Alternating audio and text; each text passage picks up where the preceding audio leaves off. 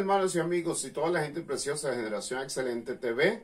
En continuación, pues, de lo que será en estos días la fiesta de Yom Kippur, ¿verdad? El día de la expiación, y que para los judíos considerado el día más santo del año. Nos vamos pues a la palabra de Dios para conocer un poco más sobre esto. En Levítico capítulo 16, versículo 2, dice la siguiente manera: y Yahweh dijo a Moisés, di a Aarón tu hermano, que no es en todo tiempo entre el santuario detrás del velo, delante del propiciatorio que está sobre el arca, para que no muera, porque yo apareceré en la nube sobre el propiciatorio. Levítico 16:34 dice, y esto tendréis como estatuto perpetuo para hacer expiación una vez al año por todos los pecados, o por todos los pecados de Israel, y Moisés lo hizo como Yahweh le ordenó. Entonces vemos en estos dos versículos, o se contesta cuando se hace la pregunta, ¿cuándo? Aquí está claramente, pues, ¿cuándo se hace eso? Ahora, Levítico 16:29 dice, y esto tendréis como estatuto perpetuo en el mes séptimo, a los 10 días del mes, afligiréis vuestras almas y ninguna obra haréis, ni el natural ni el extranjero que mora entre vosotros. Entonces tenemos claramente cuándo se hace todo esto, el 10 de Tishrei, que para este año va a ser al atardecer del día viernes para el sábado de esta semana, ¿ok? Ahora encontramos en Levítico 16, 3 y 32, se hace otra pregunta y se contesta.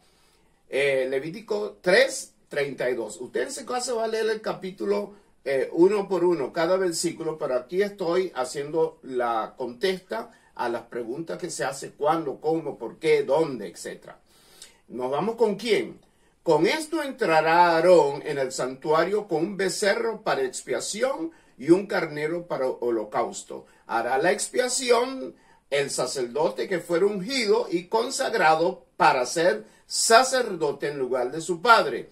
Y vestirá las vestiduras de lino, las vestiduras sagradas. Entonces, ¿quién lo hacía? Bueno, tanto Aarón, que fue el primer sumo sacerdote, y eso seguiría durante las generaciones a quien le tocaba.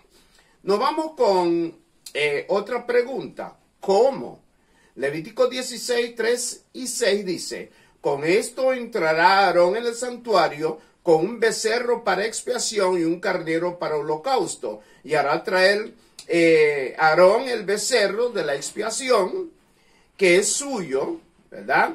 Y hará la reconciliación por sí y por su casa. Levítico 16, 5 y 7 dice, y de la congregación de los hijos de Israel tomará 2 machos cabríos para expiación y un carnero para holocausto. Continuamos un poquito más. Encontramos con Levítico 16, 8 al 11. 8 al 11. Y también el 16, el 21 y el 22. Ahora se hace la pregunta, ¿por qué? Vamos a ver, el versículo 8. Y echará suerte Aarón sobre los 2 machos cabríos, una suerte para Yahweh y otra para Azazel. Y hará traer Aarón el macho cabrío sobre el cual cayere la suerte por Yahweh, y lo ofrecerá en expiación. Mas el macho cabrío sobre el cual cayere la suerte por Azazel, lo presentará vivo delante de Yahweh para hacer la reconciliación sobre él, para enviarlo a Azazel al desierto. Eso lo voy a explicar un poquito más adelante. Y hará traer a Aarón el becerro que era para expiación suya, y hará la reconciliación por sí, por su casa, y degollará en expiación el becerro que es suyo. Versículo 16 ahora dice, así purificará el santuario a causa de las impurezas de los hijos de Israel, de su rebelión y de todos sus pecados. De la misma manera hará también al tabernáculo de reunión, el cual reside entre ellos en medio de sus impurezas. Entonces aquí ya estamos haciendo las respuestas o contestando estas preguntas. ¿Cuándo? ¿Quién? ¿Cómo? ¿Y por qué? Ahora, seguimos un poquito más con el por qué. Levítico 21 y 22 dice, y pondrá Aarón sus manos sobre la cabeza del macho cabrillo vivo y confesará sobre él todas las iniquidades de los hijos de Israel, todas sus rebeliones y todos sus pecados, poniéndolos así sobre la cabeza del macho cabrillo, y lo enviará al desierto por mano de un hombre destinado para esto. De ahí donde viene lo que conocemos como el chivo expiatorio. Bien, y aquel macho cabrío llevará sobre sí todas las iniquidades de ellos a tierra inhabitada y dejará ir al macho cabrío por el desierto. No puedo seguir hacia adelante sin recordar Isaías 53, versículos 5 y 10, amados hermanos. Mas el herido fue por nuestras rebeliones, molido por nuestros pecados. El castigo de nuestra paz fue sobre él y por sus llagas fuimos nosotros curados. Y luego dice el versículo 10, con todo eso, Yahweh quiso quebrantarlo, sujetándolo a padecimiento. Cuando haya puesto su vida en expiación por el pecado, verá linaje, vivirá por largos días, y la voluntad de Yahweh será en su mano prosperada. ¡Wow! ¡Qué tremendo! Estamos hablando sobre Yom Kippur, la manera como los judíos en su tradición lo han hecho por mandato del Señor, pero también vamos a hablar de la manera que Cristo hizo por todos nosotros, la expiación, el día del perdón, todo lo que significa cada día estar en Cristo Jesús. De eso vamos a hablar durante todo este tiempo de estas entregas que vamos a hacer. Ahora bien, entendiendo el porqué de todas las cosas, ¿ok? Quedamos entendido lo siguiente. La faltaría una sola pregunta que sería ¿dónde? Levítico 16, 3, 7, 17 y 18, ustedes lo leen en su casa. ¿Dónde es? En el santuario, en el lugar santísimo. Versículo 7, a la puerta del tabernáculo de reunión se hacía una parte. El 17, la expiación en el santuario. El 18, en el altar. Y el versículo 21, creo, 29, al desierto. O sea, todos esos lugares tenían que ver con el acto que se hacía en el día de la expiación. Ahora bien, Azazel. En hebreo la palabra ase significa cabra y Azel significa que desaparece. ¿Ok? También tiene un significado as, que es rústico o áspero, y el, que es poderoso. En el libro de Enoc, ahí aparece pues el ángel caído llamado Azazel, y que no es extraño para nosotros porque tanto ángeles buenos como malos tienen el nombre que termina con él. Vemos Rafael, Miguel, Gabriel, hasta Luzbel y así sucesivamente. Todo tiene que ver con él, poderoso. Ok. Ahora bien, ¿cómo lo hacían? El que se encargaba, oiga bien, el sumo sacerdote ponía los dos machos cabríos y hacía en una cajita, habían dos tablitas de oro y se hacía por suerte. El que le tocaba para ser sacrificado al Señor en el templo y al que sería llevado al desierto. ¿Ok? Entonces, el sacerdote, al escoger por suerte quién de los machos cabríos iba al desierto, entonces el hombre que le tocaba lo tomaba. Por supuesto, había un cordel rojo, largo, que tenía el macho cabrío, se cortaba por la mitad. Entonces el hombre encargado de llevar al macho cabrío al desierto se iba y la otra parte se amarraba a la puerta del templo. ¿Ok?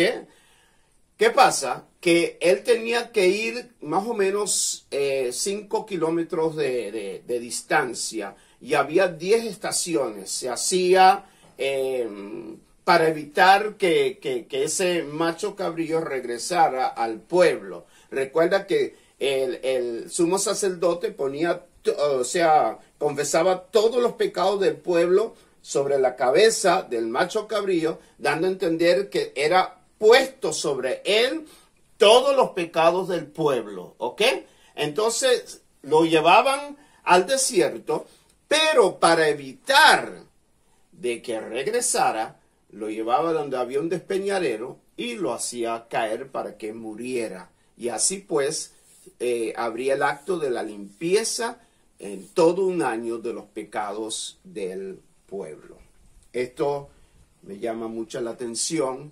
En Lucas capítulo 4, versículo 29, dice, y levantándose le echaron fuera de la ciudad y le llevaron hasta la cumbre del monte sobre el cual estaba edificada la ciudad de ellos para despeñarle. Fíjate la conexión que hay allí cuando Jesucristo dijo, mira, se cumplió las escrituras en mí y en Nazaret, imagínate, se enfurecieron y los sacaron fuera y la idea era, sacaron fuera de la ciudad y la idea era tirarlo hacia abajo. Mira con qué exactitud se estaba cumpliendo en el Señor de que Él iba a ser el chivo expiatorio. Él iba a ser tanto la ofrenda para Yahweh como también la ofrenda para Azazel por los pecados del mundo. Amados, qué exacto es la palabra de Dios, qué perfecto es la palabra de Dios. Cuando vemos y hablando sobre el cinto rojo, se dice tradicionalmente que el cinto rojo, cuando el animal era sacrificado, el macho cabrío que iba al desierto, el cinto rojo se volvía blanco. De eso es lo que habla Isaías en el capítulo 1, versículo 18, cuando el Señor dice que si tu pecado fuese rojo como el carmesí, vendrá a ser como blanca lana. ¿Cómo llamamos? La señal de que el pueblo había sido purificado era que el cinto rojo se volvía blanco. ¡Wow! ¡Qué tremendo!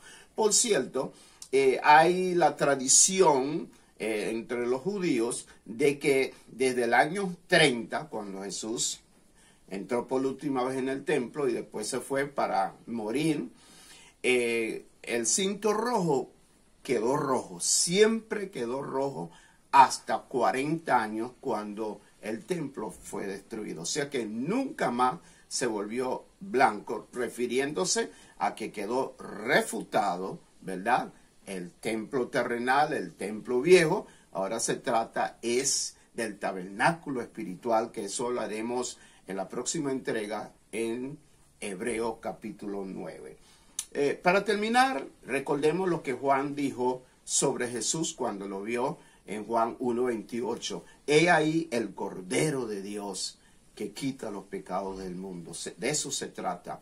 Y en 1 Corintios 15, 17 y 18 nos habla claramente sobre que Cristo resucitó. O sea, que la ofrenda, la demanda del Señor fue cumplida con el sacrificio de Cristo. Por eso Él resucitó como primicia, y por causa de Él y por causa de nosotros vivir para Él, un día seremos resucitados como muestra de que la ofrenda que hizo Cristo saldó los pecados de todos. Lo que necesitamos, queridos amigos que me oyen y me ven, es entregar nuestras vidas a Cristo, porque el día más santo es cada día cuando reconocemos que en Cristo hay perdón de pecados. La paz de Dios sea con ustedes y próximamente otra entrega sobre Yom Kippur en la víspera de esta tremenda y gran fiesta.